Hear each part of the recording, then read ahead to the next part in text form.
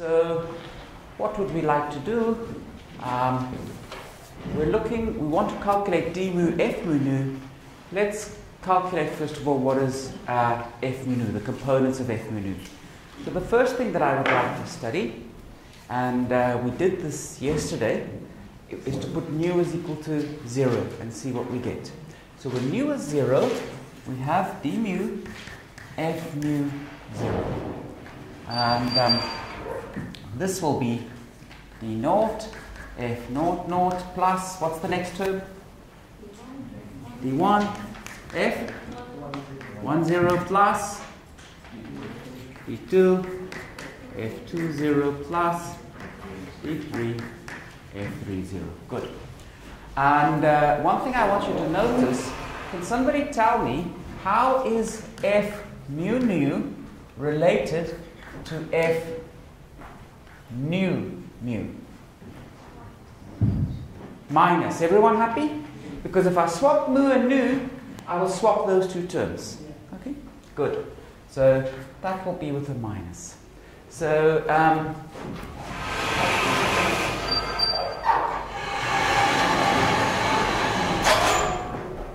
let's now calculate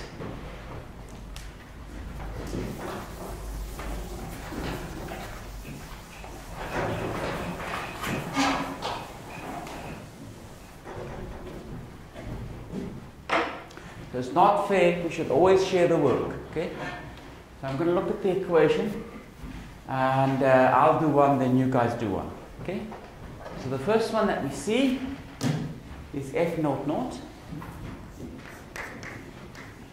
Now, by the condition that it's antisymmetric, this is equal to minus f naught naught, which tells me f naught naught is naught, right? Okay, I've done my one. Now it's you guys. The next one is f1 naught.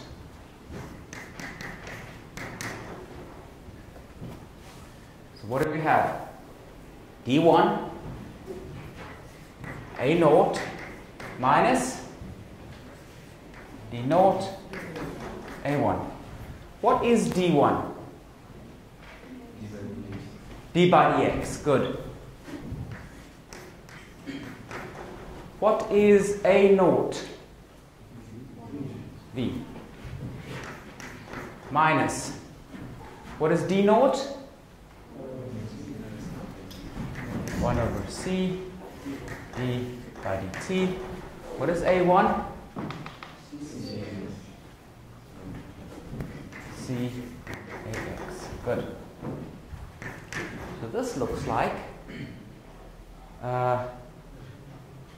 oh, is a1 really c ax? No, mine is. Good.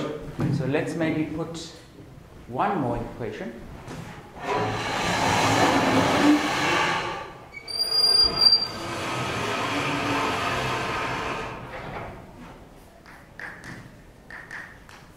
What is a mu lower? V minus cax minus cay minus caz. So you see, the spatial pieces always change sign. Okay? So here, I think when you guys told me it was cax, you were giving me a little test. Did I pass?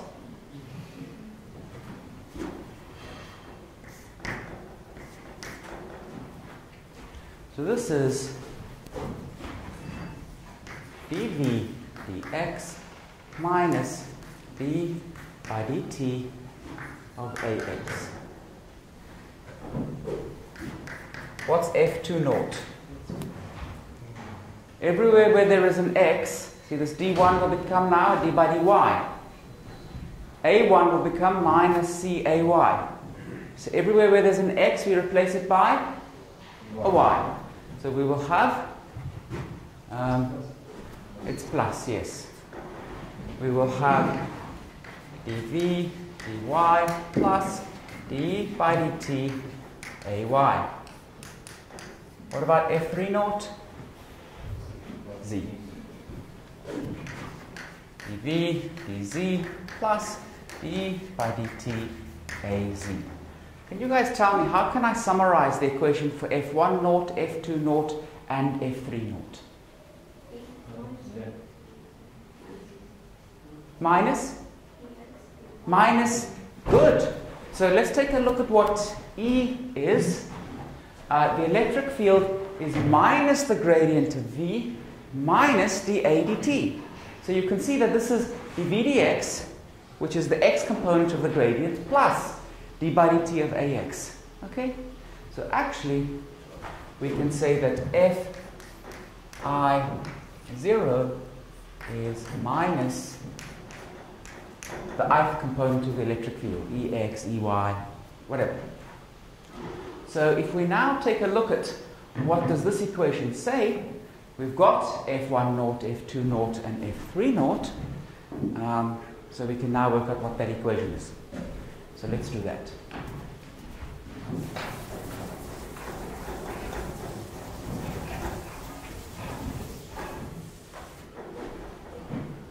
Good.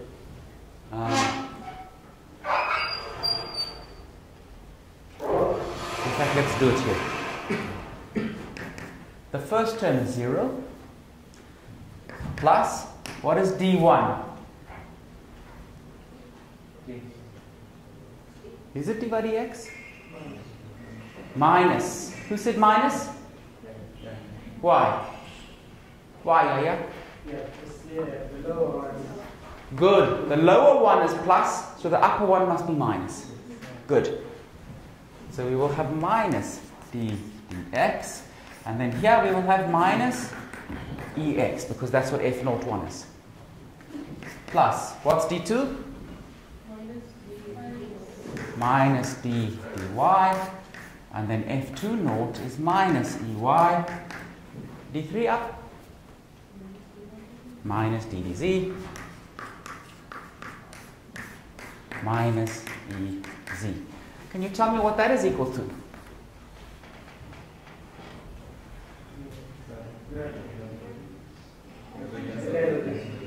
Gradient? Divergence. Good.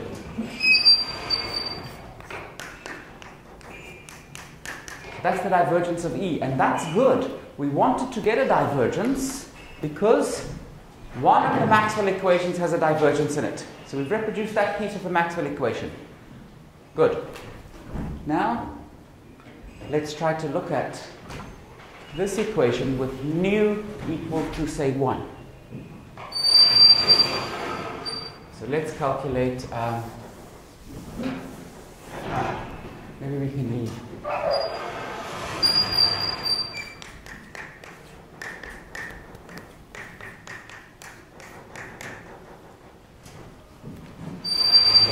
Now we would like the mu f mu 1. So I need to write it out, summing over the mu index, right? So this will be d naught f naught 1 plus d1 f1 1 plus d2 f2 1 plus d3 f3 1. F naught 1. F1 naught will be minus Ex. So what is F naught 1?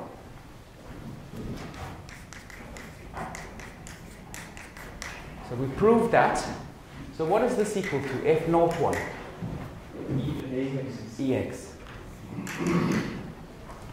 So what we have here is, what is d naught? 1 over c d by dt of Ex. Now that looks good because the second of Maxwell's equations that we're trying to recover, this one does have a dE dt in it. So that's looking very hopeful. Now we have to see, are we going to get a curl of B?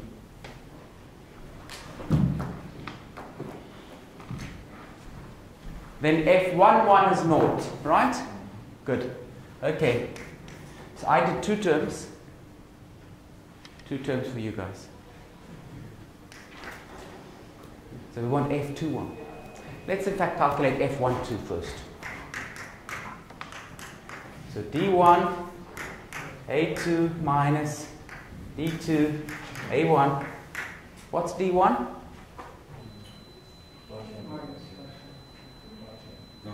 Minus? What is it? D by D? Positive or negative? Good. What is A2? Minus C AY. Minus, what is D2? D by dy. What is A1? Good. So let's see what this is. I'm going to take the minus out. We'll get minus C d by dx AY minus d by dy AX. What is that? It's 0?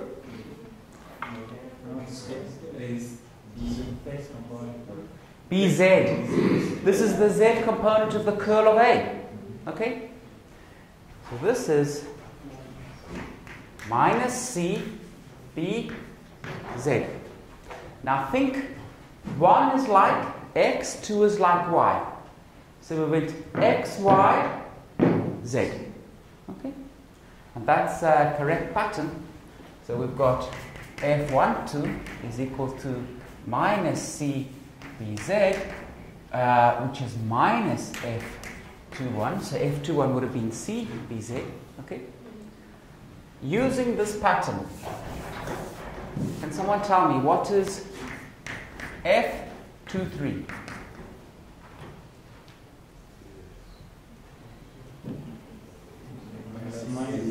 Minus hello? CBX. Minus CBX, good. And that should be minus F32. And we've got one more.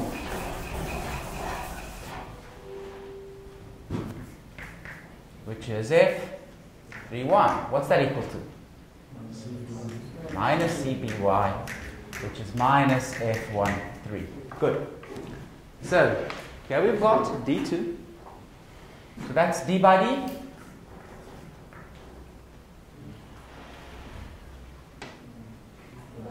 Why? Positive or negative? Negative. Because it's a D2 up. And then we've got F21. What is F21? CBZ.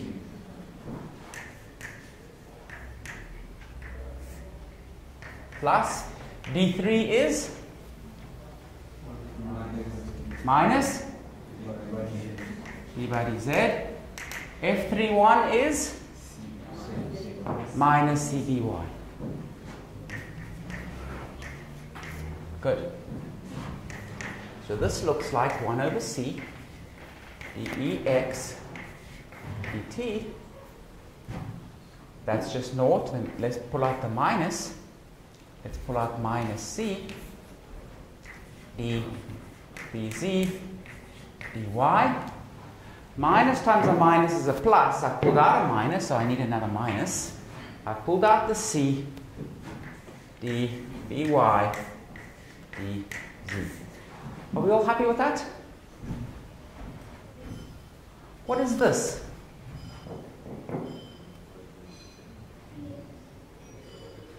It's the x component of the curl of B. Everyone happy? D by dy bz minus d by dz by.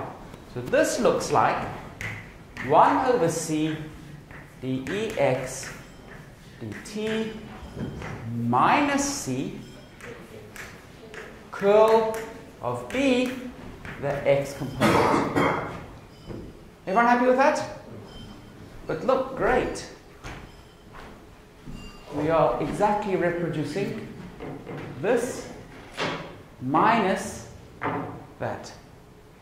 Okay? Good.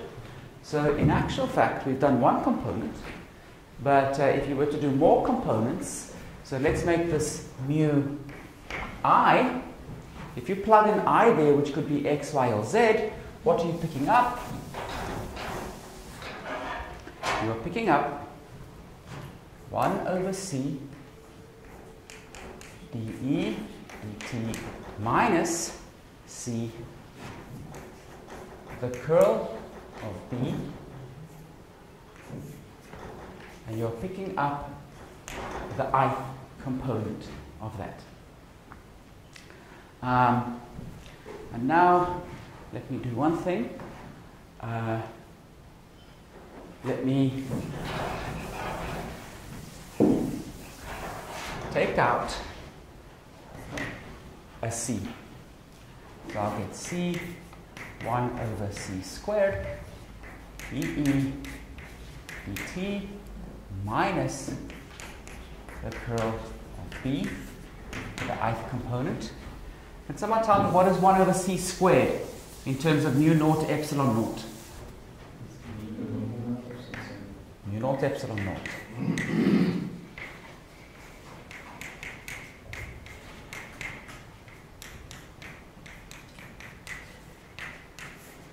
The ith component. What is this equal to by the last of Maxwell's equations? Mu naught J. Minus mu naught J. Good. So this is equal to minus mu naught J. And what is this term equal to? Rho over epsilon naught. So in actual fact, good, plus an extra c, absolutely. Thank you, Al-Zahar, because that was the bracket, that was mu naught J, there's an extra c. Good. Now, what that means is,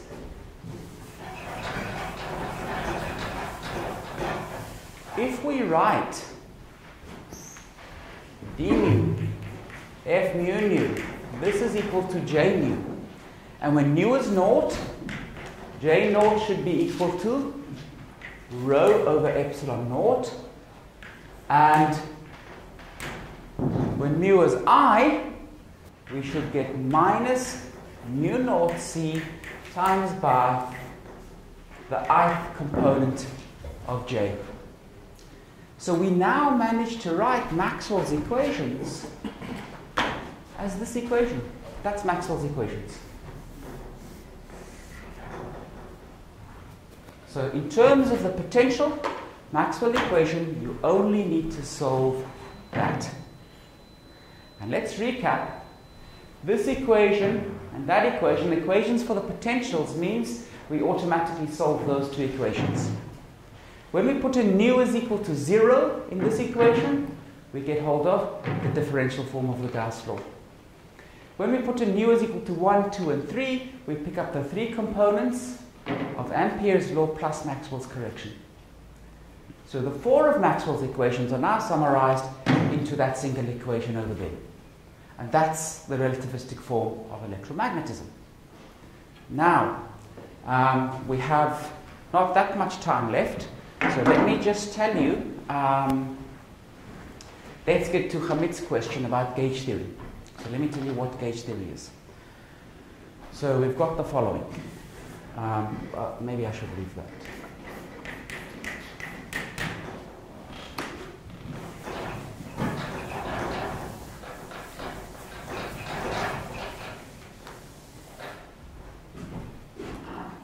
A mu is the photon.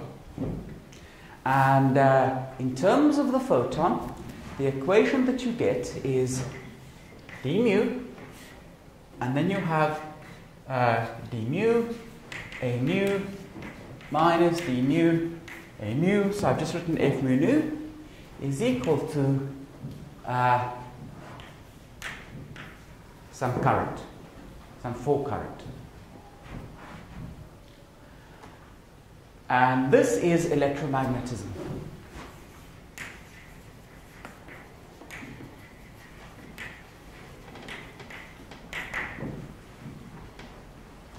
If I decide to replace A mu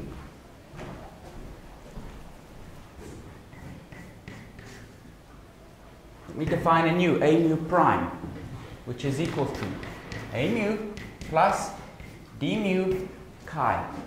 Okay? So a mu prime is equal to a mu plus d mu chi.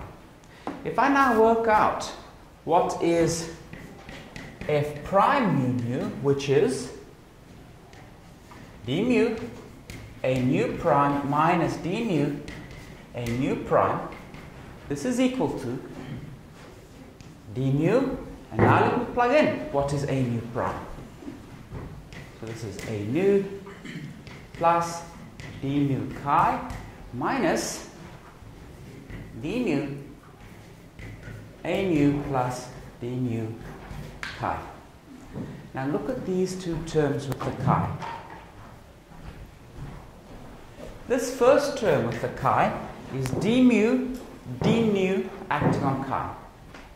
The second term with the chi is d mu acting on chi, but with a minus. So what can you tell me about the two of them? They cancel. Absolutely. So that cancels with that. So what you'll end up getting is this is d mu a mu minus d mu a mu, which is f mu. So these two potentials generate the same field strength. Now inside the field strength, what do you have? The electric and the magnetic fields. So these two potentials would give rise to the same electric and magnetic fields. Now you might say, so what? Actually, in the classical theory, if you see a symmetry like this, you think, that's interesting that there's a symmetry there, but it's not needed. The equations have that symmetry, it's not needed. When you come to study the quantum field theory of these fields, so you do it at the quantum level, the theory does not make sense unless you have that symmetry. So when you try to quantize the theory, if you didn't have that symmetry, there are basic questions you could ask in quantum mechanics. And you'd say, what's the probability that these two particles scatter in a certain way? Now when you calculate that probability, the answer that you get is minus 1/2. What's wrong with that?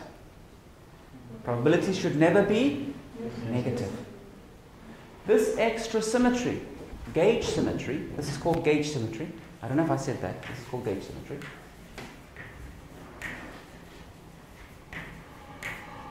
Gauge symmetry fixes that problem. It gets rid of the negative probabilities.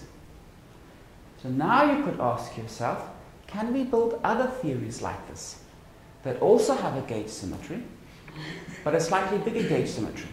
So let me give you an example of one that does make sense.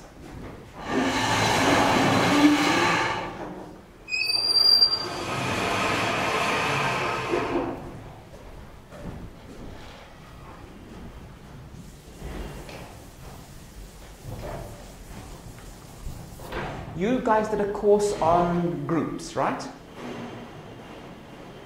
Some of you did a course on groups, right? Yes. Okay.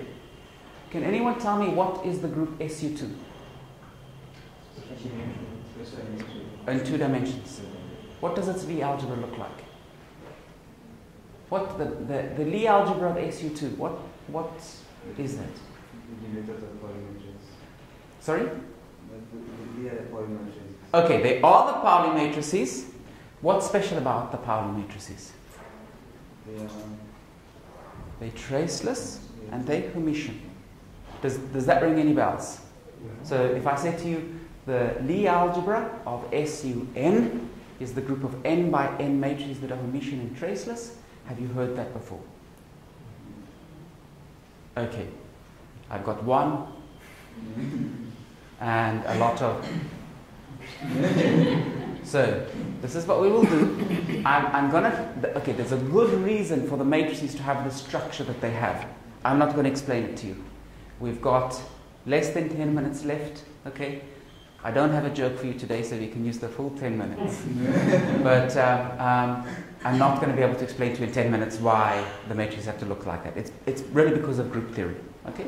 But there's a very specific way that the matrices look. But what happens is, A mu becomes the following. You have a mu 1, 1 sitting there. You have minus a mu 1, 1 sitting there. You have a mu 1, 2 sitting there. And you have a mu 2, 1 sitting there. Okay? So they form a matrix. This guy is the conjugate of that guy. So this guy and this guy are real. So they're real.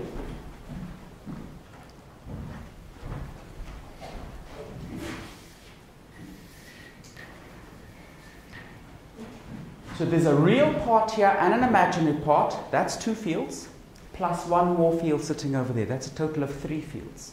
Okay? And if you want to know how do those 3 fields interact, this is how they interact.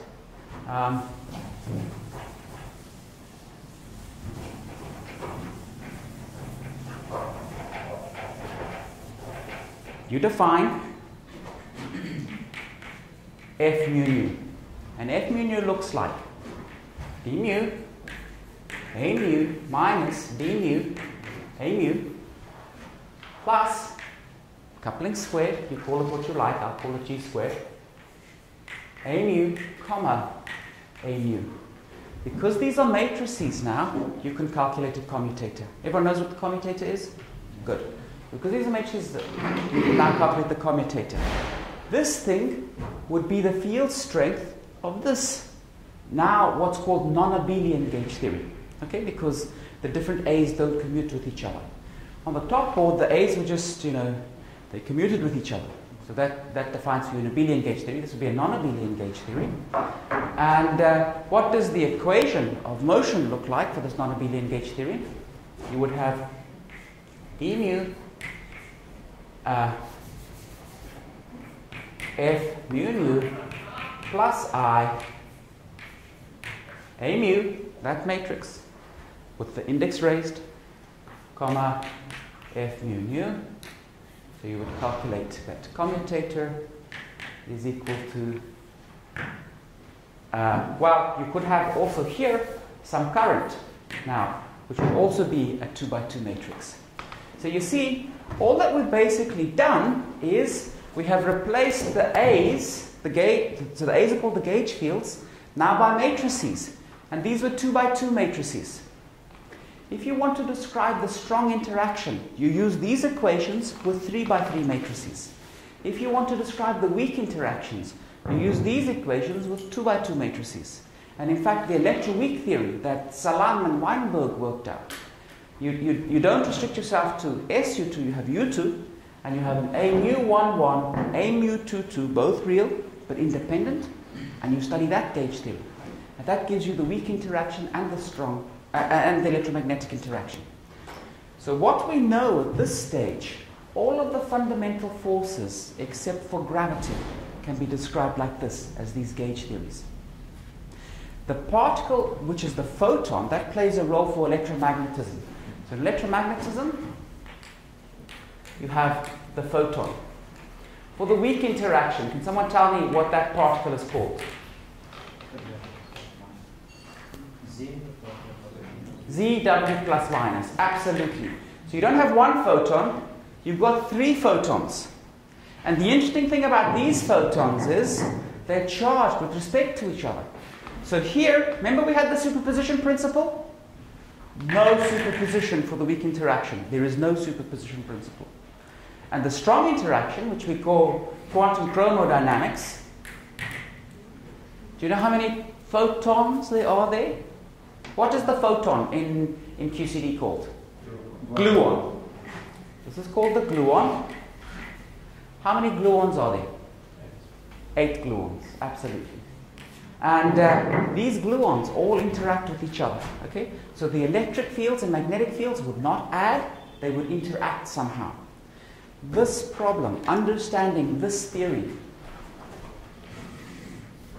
at low energies, okay, is a problem that has been outstanding since the early 70s. So people have taken this theory and they put it on a lattice. So they discretize the universe, they make the universe discrete, they discretize their equations, and they solve their equations numerically. To solve the equations numerically, it can take years. So you push enter, then you lock the room, and you come back 2 years later, you open the room, and it says error on line 2. No. It gives you some numbers, and those are, for example, masses of particles that you've calculated or stuff like that. That's what we can measure. And when you do these numerical simulations, we can explain the masses of the particles to within a few percent. And that's our best evidence that QCD describes the world.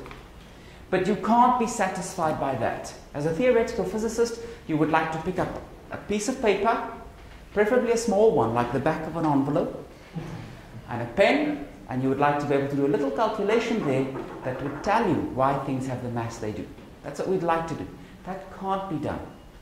Now, let me give you guys a piece of advice. So you're studying here hard at AIMS, you have to work hard. Some of you can't sleep at night. 1 hour at most, 2 hours at most. After this, you'll go do, some other graduate studies, again, more hard work. Then you'll do a postdoc, more hard work. Then eventually you'll get a position, more hard work. So in your future, there's just a lot of hard work coming on, which is good. You should work hard. That's very good. I'll give you a shortcut. If you manage to solve this problem at low energies, the Yang-Mills problem at low energies, this is called one of the clay math problems. If you solve this at low energies, okay, you will get $1 million.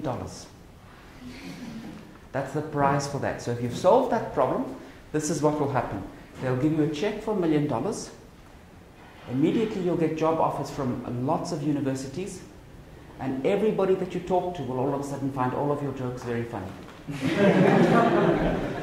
That's what will happen if you manage to solve this theory at low energies. But it's a difficult problem, and you don't want to tell someone you've solved it if you haven't solved it. So if you think you've solved it, LaTeX it neatly and send it to me, and I can check it for you. Okay, guys, so that's it for the electromagnetism. I want to say thank you to all of you who were in my class. It was a real pleasure teaching you, and it was a lot of fun. One of the things that I really enjoy about teaching here at AIMS is how you guys are so eager and you want to learn so much. And I think that AIMS is really making a big difference in Africa, and it's you guys that are making the difference. So you need to keep going, do your very, very best, and I expect that all of you will do something great in your futures at some point. Okay. I don't like to get emotional at the end of AIMS, but somehow it happens regularly. One thing I do want to say, if you guys are applying somewhere and you need some help, so the kind of help that you may need, maybe you need to say, look, I've spoken to the students in this department and they told me Professor X is a great guy to work with. That's good. If you speak to Professor X directly, whoever he is, he will tell you, I'm the world's greatest supervisor. You will never find a supervisor as good as me, so you should come and study with me. If you can't find a student to talk to, you should not believe this guy, because he might be just telling you, come and study with me so you can get another student. If that happens, and it's somewhere in South Africa, you can send me an email and you can say, I want some advice. I'm thinking of studying with this person. Do you know is this a good person to study with, or something like that? And I will try to give you some good advice. Or you can say to me, I want to go into this type of physics and I'm thinking of studying at that university. Is that university good for this kind of physics? So at least for some of those questions, I will be able to give you a good opinion about whether that's a good option or not. Apart from that, so you guys should all apply for a perimeter. I think that you've seen that. And for any other programs that become available. For those, you will need letters of recommendation. Okay? I've got your assignments, I've got your projects, I've met you guys, I know who you are, I've gotten to know you all. If you need a letter, email me and I will help you with that. Okay? So we can do that. Now, don't send the email to my AIMS account, because I'll probably see it again next year, December, and that will probably be too late for the deadline. Okay? So the email account that you must use if you need some help from me is this one.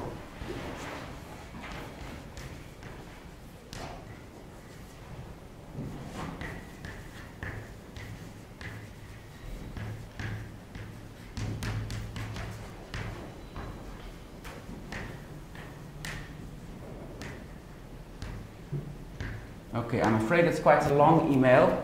I had some PhD students, and this is the first machine that they ever connected to the internet. So they wanted to be fancy. So I'm stuck now with a long email. But if you use that email, that's the address that I read regularly. So if there's any way that you think maybe you need some help or something like that, if I can help you, I definitely will help you with that. So feel free to use that address. Good luck for your careers, and enjoy the holiday, and sleep more. You need it. Okay? Good.